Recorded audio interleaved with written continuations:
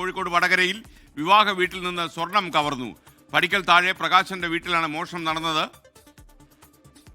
ഒരു 11 മണി കഴിഞ്ഞിട്ടുണ്ടാവും. അലമാര തുറക്കും നോക്കുമ്പോൾ ഇതിങ്ങനെ പൊട്ടിച്ചിട്ടുള്ളത്. വെച്ച സ്വർണത്തിൽ ഒന്ന് കുറവാണ്. പിന്നെ ഒരു 3 പവന്റെ ചെയിന്, പിന്നെ വീട്ടിലെ എല്ലാ ഭാഗങ്ങളും അലമാരയും എല്ലാ സാധനങ്ങളും മറിച്ചിട്ട് എല്ലാ കാര്യങ്ങളും നോക്കി ഒന്നും കിട്ടിയിട്ടില്ല. വർഷ ഗിരീഷ് ഈ വീട്ടിൽ നിന്നും തത്സമയം ചേരുകയാണ്. വർഷ, ഗുഡ് മോർണിംഗ്. പറയൂ വർഷ.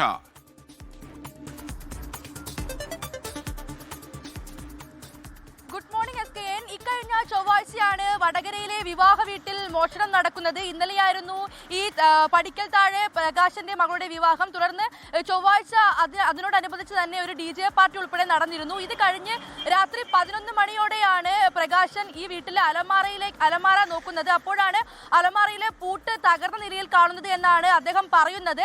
3 പവന്റെ ഒരു മാലയാണ് മോഷണം പോയത്. എവിടെ നിന്നും എങ്ങനെ മോഷണം പോയി എന്നുള്ള കാര്യമൊന്നും ഇദ്ദേഹത്തിന് വ്യക്തമാകുന്നില്ല. കല്യാണ വീടാണ്, ഒരുപാട് പേരെത്തുന്ന വീടാണ്. അത്തരം ഒരു സ്ഥലത്ത് ആര് വന്നു, എപ്പോൾ പോയി എന്നുള്ള കാര്യമൊന്നും പ്രത്യേകിച്ച് വീട്ടുകാരൊന്നും ശ്രദ്ധിക്കില്ല. അതുകൊണ്ട് തന്നെ ആരാണ് ഇതിന് പിന്നിലെന്നുള്ള കാര്യം കുടുംബത്തിന് ഇതുവരെ വ്യക്തമായിട്ടില്ല. അതേസമയം വടകര പോലീസ് സംഭവത്തിൽ കേസെടുത്ത് അന്വേഷണം ആരംഭിച്ചിട്ടുണ്ട്. എന്തായാലും വളരെ ഈ സമയത്ത്, അതായത് സ്വർണ്ണത്തിന് വില കൂടിയ എല്ലാ സമയത്ത് ഈ കുടുംബത്തെ സംബന്ധിച്ച് വളരെ വലിയൊരു തിരിച്ചടിയാണ് കിട്ടിയിരിക്കുന്നത്. കാരണം കല്യാണത്തിന് വേണ്ടി സൂക്ഷിച്ച സ്വർണ്ണമായിരുന്നു. കല്യാണം എന്തായാലും നടന്നു, പക്ഷെ അപ്പോഴും 3 പവന്റെ സ്വർണം എവിടെ പോയി എന്നുള്ള ചോദ്യമാണ് ഇവിടെ നിൽക്കുന്നത്. എന്തായാലും വടകര പോലീസ് കേസെടുത്ത് അന്വേഷണം ആരംഭിച്ചിട്ടുണ്ട്. Okay, thank you Varsha Girish.